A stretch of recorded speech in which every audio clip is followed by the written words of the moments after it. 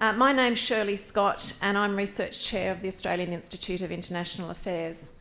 The Research Committee provides advice to the Institute on its range of publications, primarily including the Australian World Affairs Series, the Australian Journal of International Affairs, and the Institute's series on Australia's Ministers for Foreign Affairs. I trust that most of you know about these through your membership of the Institute. But if we do have anyone here today who is not yet a member, I'd encourage you to take advantage of the hotel's Wi-Fi to join our community, or to see one of the helpful conference assistants at the door as you leave. He'll be happy to step you through the process. I'd also like to encourage you all, to look regularly at the website of the Institute, particularly under the Australian Outlook tab, where you can see 24/7 the sort of debates that we have been engaging with today. You'll also see some of the activities and opportunities aimed at youth members of the Institute.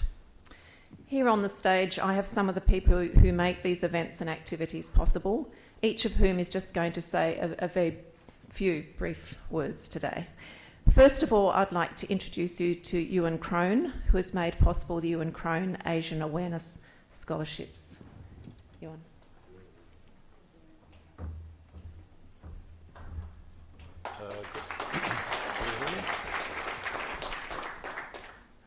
Hello?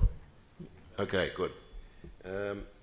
Just a brief introduction on the Asian Awareness Scholarship, which is for young AIIA members between the ages of 18 to 35, and they have to be members, obviously, to participate.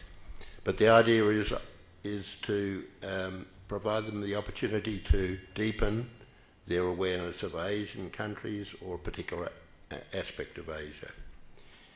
The scheme was started in 2013, and so this is the third year that we've offered scholarships. So just briefly and get to the point, we're awarding 4 scholarships again this year, and I'm naming the scholarship winners in alphabetical order. The first one is Louisa Cools from Queensland, from Griffith University and also RMIT, and she's doing research into international development in South Korea. She is undertaking a winter school at Yonsei University in Seoul, looking at Korean development, economic development and aid programs. And she will then work with a government or NGO agency who are involved in providing development assistance. The second one is Anton Lucanis from University of Western Australia. Anton is doing research into human disease control and prevention, with particular reference to tropical disease in Southeast Asia and those diseases which could impact upon Australia. He will be spending 12 months at the National University of Singapore, so he's undertaking an important project there. Just as by way of background, there's going to be a seminar in Northern Australia on development of Northern Australia, and one of the points they're looking at is tropical diseases. The third prize winner is Maria Alice McLean Dreyfus from the ANU. Maria Alice will be going to Taiwan to cover the presidential elections there in January 2016, and obviously as part of a preparation for a PhD in Taiwan's political future. And the fourth person is Mark Panini, again another person from the ANU, who is doing research into the legal system in Mongolia. He has taken a particular interest in the number of judges there, and in particular the fact that 67% of the judges are women. So that should be a very interesting project, and I think it highlights what these scholarships are all about, trying to identify aspects of Asia which you and I don't know much about, and we can tell the wider Australian community about it. So thank you very much, and I thank you for your support.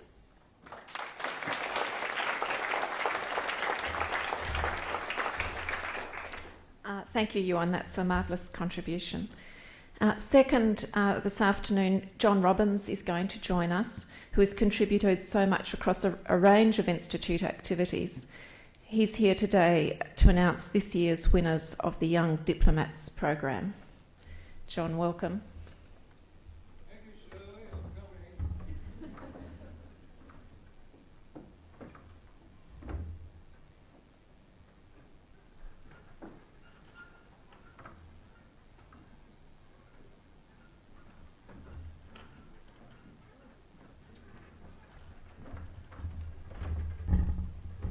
Good afternoon, John Robbins. I'm a project officer with AIIA, as many of you may know. And I have with me this afternoon a group of young diplomats from Townsville. Behold the next generation. Having spoken to them this morning, I feel somewhat redundant already. So what's it about? The Young Diplomats program is conducted by the James Cook University in Townsville for schools in the region of North Queensland, not just Townsville, but up in Atherton and other places. So each year, each school forms a team, or at least one team, and they get together for a day in August and they debate a proposition and formulate a communique, something like the Model United Nations, I guess, if you're familiar with that. Each team represents a country in producing a communique based on their thoughts on what that country's policy might be. And this year the topic was the G20 and sustainable development. And I have here the winning team and the winning individual performance, and each of them earned a trip to Canberra for their enterprise. I won't tell you what the second prize was. And so, accompanied by their teacher, Miss Karen Hine, we have the best team, which is from Pimlico State High School in Townsville, and which represented Japan, and they are Connor Robertson and Holly Radford and Prabisha Thilakaratne. How did I do on that one? All right. Mm-hmm. And Zoe Vanderwall. And they were the winning team. And the best individual performance during the whole of the day, representing William Ross State High School, and also representing Myanmar, was Ms. Harmeet Singh. And I think it's a terrific program, this, and it encourages young people. I think you're all year 10s. Encourages them to think about diplomacy and our overseas policy and globalisation. Several speakers have talked about concentrating on the region today. I wonder if you can do that without concentrating on the world as well.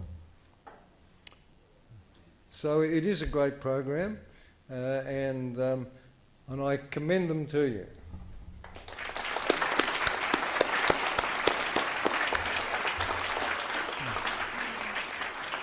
I should add one more thing, and that is that this Young Diplomats program is the only one in Australia at the moment that I know of, and there's a challenge for all of you other branch presidents.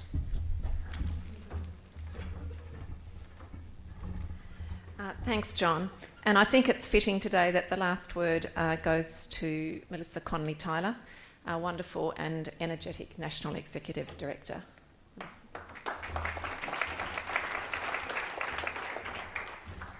So I was thinking about 40-minute summary of all the themes for the day.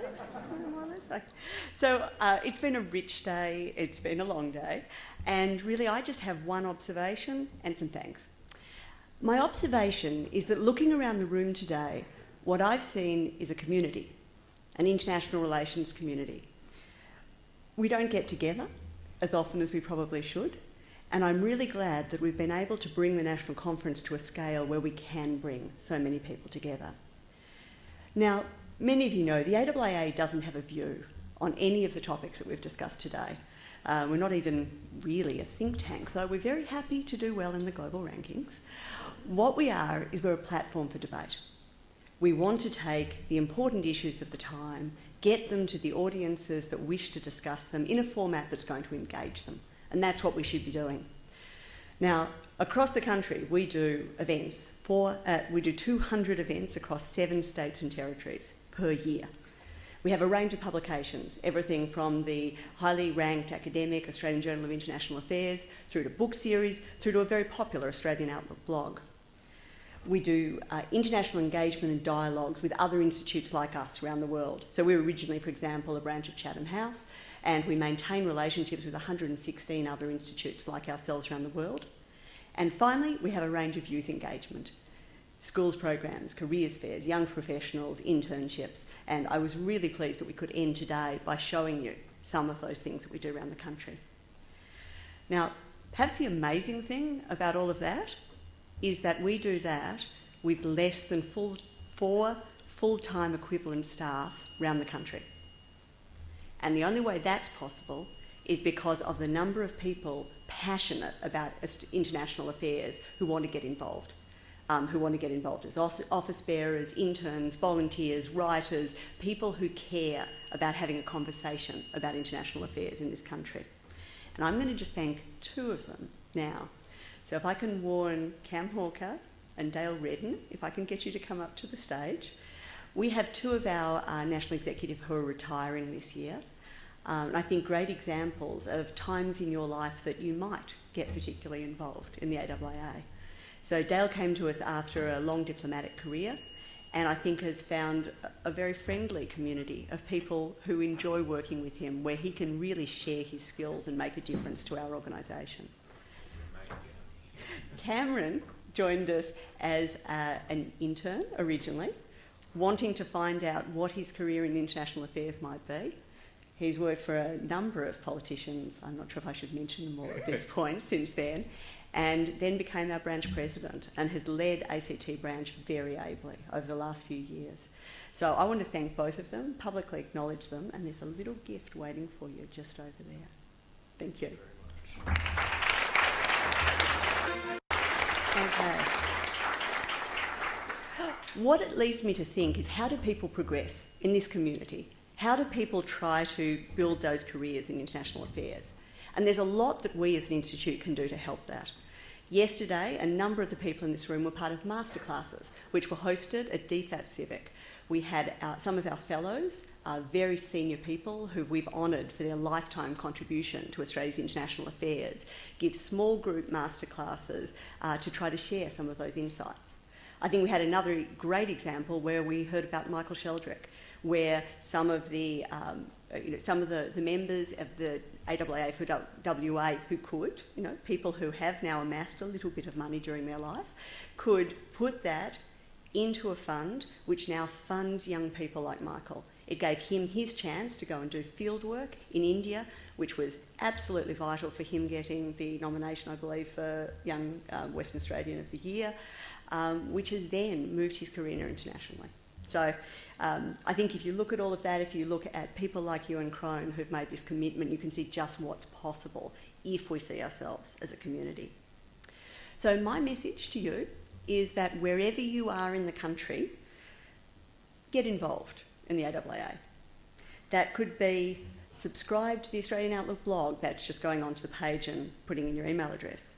Could be coming along to events. If you're not already a member, you can become a member. You can get involved as an office bearer in one of the state offices, submit a piece to our blog, apply for an internships, endow a scholarship. There are so many opportunities. And come back next year.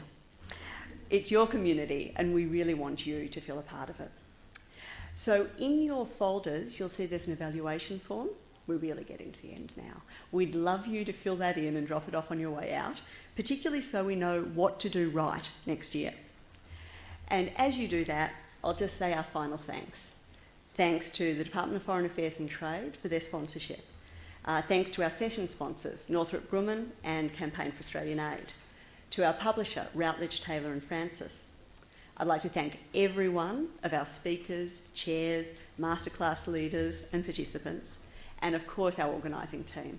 So Chris and Nairi, Jade, Alex, Rory, Youngjae, Shun Chow, Roma, Kritika, Adelaide, McGregor and Zoe. Thank you for your help.